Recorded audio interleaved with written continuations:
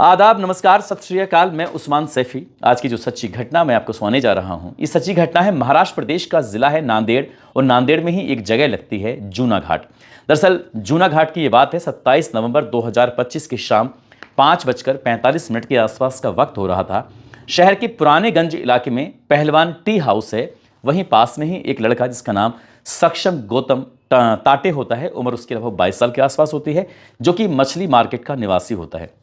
यहाँ अपने दोस्तों के साथ खड़ा हुआ था, हंसी ठिठोली कर रहा था, बातचीत कर रहा था। कोई नहीं जानता था कि इसी बीच में एक और लड़का जिसका नाम हिमेश मामीदवार ये मौके पर आ जाता है। और जैसे मौके पर आता है तो इस सक्षम में और हिमेश में आंखों ही आंखों में एक दूसरे को देखते हैं और देखकर बहुत गुस्से से तमतमा जाते हैं। हालांकि जो दोस्त मौके पर मौजूद होते हैं उन्होंने इस मामले को शांत करने की कोशिश की और कहा कि यहाँ से चलो, अलग चलते हैं। लेकिन हिमेश ने उसको रोक लिया और रोकने के बाद उसको इस तरह से उकसाना शुरू कर दिया, तमाम तरह की इस तरह की बातें करना शुरू कर दिया कि आखिरकार सक्षम को यहाँ रुकना पड़ा। दोनों में पहले कहा सुनी से बात शुरू होती है, कहा सुनी कब मारपीट में बदल जाती है पता ही नहीं चलता। अब यहाँ सक्षम तो अकेला रह जाता है, बाकी उसके दोस्त जो होते हैं वो किनारा कर जाते हैं, यहाँ से निकल जाते हैं। लेकिन हिमेश जो होता है वो अकेला नहीं था, बल्कि उसके साथ और भी कई जने हो जाते हैं। अब उन्होंने मिलकर इस लड़के को जिसका नाम सक्षम होता है उसको बहुत तेजी के साथ मारना शुरू कर दिया। जो भी हाथ लगा वही मारना शुरू कर दिया। शरीर के अलग अलग हिस्सों पे चोट पहुंचा रहे थे और इसी बीच में एक गोली चलने की आवाज़ आती है। और जैसी गोली चलने की आवाज़ आती है तो एकदम से यहाँ सन्नाटा सा पसर जाता है। दरअसल वो गोली इस सक्षम के सीने को भेदती हुई निकल जाती है। जैसे उसकी गोली सीने में लगती है उसके बाद वो ज़मीन पर गिर जाता है। लेकिन जो मारने वाले थे उनका गुस्सा कम नहीं हो रहा था, शांत नहीं हो रहा था। वहीं पास में पत्थर पड़ा हुआ था। पत्थर उठाने के बाद उस सक्षम को बार बार उसके जो चेहरा था उसके सिर पर वार की जाते हैं। उसे बहुत मात्रा में नुकसान पहुंचाने की कोशिश की जा रही थी। वो मर चुका था। इसी बीच में किसी ने पुलिस को फ़ोन कर दिया। पुलिस जैसे ही सूचना पाती है, मौके पर पहुंचती है, तब तक कातिल वहां से मौका पाते ही भाग चुके थे। आखिरकार पुलिस के लिए जांच का विषय बन चुका था कि ये कौन थे जिन्होंने इतनी बुरी, इतनी दर्दनाक तरीके से इस लड़के को मौत दी है। जैसे ही इस सक्षम के घर वालों के पास ये खबर पहुंचती है तो सक्षम के घर वाले भी दौड़ते हुए मौके पर पहुंच जाते हैं। मौके पर आने के बाद रोना पीटना शुरू हो जाता है, चीखना चिल्लाना शुरू हो जाता है। कातिलों को पकड़ने की मांग करना शुरू कर देते हैं। इस लड़के की मां यानी कि संगीता ने पुलिस को एक तहरीर दी और तहरीर देने के बाद इसे बताया कि आखिरकार उसके बेटे की हत्या किसने की है, क्यों की है। ये पूरी कहानी बताई थी। पुलिस मामले की जांच में जुट जाती है, शव को पोस्टमार्टम के लिए भेजा जाता है। पोस्टमार्टम के बाद जब शव लौटकर घर पर वापस आता है तो घर वालों का रो रो कर बुरा हाल हो जाता है। जो रिश्तेदार हैं, आसपास के लोग हैं, जानकार हैं, सभी को ये सूचना दी जाती है कि 28 नवंबर 2025 की दोपहर यानी कि सक्षम का अंतिम संस्कार किया जाएगा। अंतिम संस्कार में शामिल होने के लिए उसके चाहने वाले हज़ारों की संख्या में लोग इकट्ठे हो जाते हैं। पूरा जो घर था वो लोगों से भर जाता है, महिलाओं से, बच्चों से भर जाता है। छत भी भर जाती है। जो गलियां थी वो भी हाउसफुल की जैसी स्थिति हो जाती है। बड़ी संख्या में लोग थे उसके अंतिम संस्कार में शामिल होने के लिए। इसी बीच में एक लड़की आती है और लड़की आने के बाद जिस तरह से रो रही थी, चिल्ला रही थी, चीख रही थी और बार बार वो कह रहे थे कि मेरे इस सक्षम को क्यों मारा, क्या बिगाड़ा था, कुछ इस तरह की बात करती हुई उसके साथ में जो व्यक्ति थे उसके पास एक थाली थी और थाली के अंदर कुमकुम था, हल्दी थी, सिंदूर था। वहाँ जाने के बाद उस अर्थी के पास जाती है, उससे गले लगकर रोना शुरू कर देती है। और जिस तरह से वो रो रही थी उसके रोने की देखकर किसी पर रहा नहीं जाता। वो सबके सब देखकर वो रोने लगते हैं, बिलबिलाने लगते हैं। सबके सबका बस यही कहना था कि इन बच्चों का क्या कसूर था कि आखिरकार ऐसा क्यों किया, क्यों नहीं किया।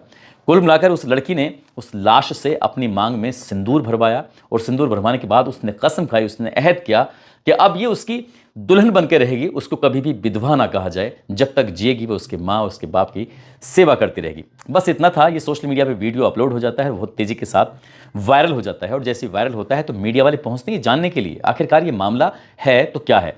तो इस मामले की पता चलता है कि जो लड़का सक्षम होता है, जो मर चुका है, जिसका कत्ल हुआ था और जिसने मारा था, उसका नाम हिमेश होता है। दोनों की बहुत अच्छी दोस्ती होती है, लेकिन दोनों ही हिस्ट्री शीटर होते हैं। सक्षम की अगर बात करें तो लगभग 8 से 10 मुकदमे उस पर दर्ज होते हैं। हिमेश जो होता है उस पर भी और उसके पिताजी पर भी मुकदमे दर्ज होते हैं। ये दोनों ही हिस्ट्री शीटर प्रवृत्ति के थे। किसी को चोट पहुंचाना हो या किसी की ज़मीन पर कब्जा करना हो, कुछ इसी तरह के मुकदमे इन पर दर्ज होते हैं। दोस्ती गहरी होती है। हिमेश सक्षम के घर आता था और सक्षम हिमेश के घर जाया करता था। ऐसे आते जाते जब दोस्ती और ज़्यादा गहरी हो जाती है, कोई नहीं जानता था कि हिमेश की जो बहन है जिसका नाम आंचल है, आंचल को उसके दोस्त से यानी कि सक्षम से इश्क हो जाता है, प्यार हो जाता है। दोनों चुपके चुपके जहां मौका मिलता था वहां मिल लिया करते थे, लेकिन इस बात को कोई नहीं जानता था। इसी बीच में एक मौका ऐसा भी आता है जिस पर आपराधिक मुकदमे सक्षम पर दर्ज होते हैं, तब वो जेल चला जाता है और जेल से छूटकर जब आता है तब इस लड़की ने अपने प्यार का इजहार भी कर दिया था और अपने माँ बाप, अपने परिवार को ये बता भी दिया था कि वो सक्षम को बेइंतहा प्यार करती है और उसी के साथ शादी करना चाहती है। इधर सक्षम ने भी अपने परिवार वालों को बता दिया था कि वो आंचल से बहुत ज़्यादा प्यार करता है, उसके बिना रह नहीं पाएगा, उसके बिना जी नहीं पाएगा। लेकिन आंचल के घर वालों को जब ये बात पता चलती है तो आंचल के घर वालों ने विरोध करना शुरू कर दिया।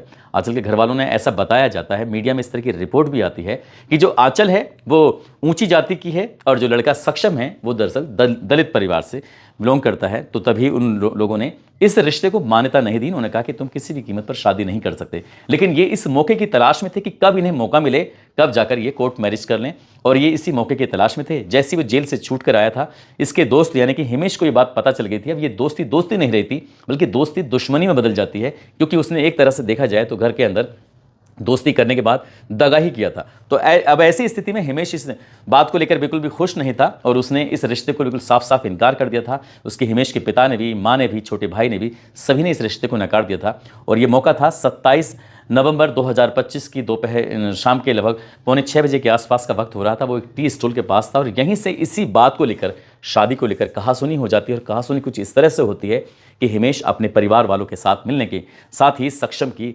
दर्दनाक तरीके से हत्या कर देता है। हत्या की गूंज चारों तरफ फैल जाती है।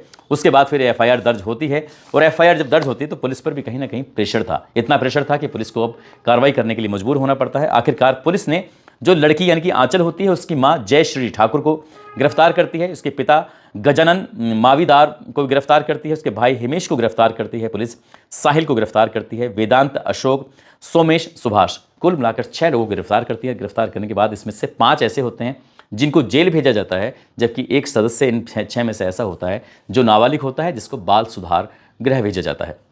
अब उस लड़की ने तो कसम खाई है आंचल ने कि वो जब तक जिंदा है तब तक वो उस लड़के के घर पे ही रहेगी, उसकी दुल्हन बन के ही रहेगी, उसे अब कोई नहीं रोक सकता।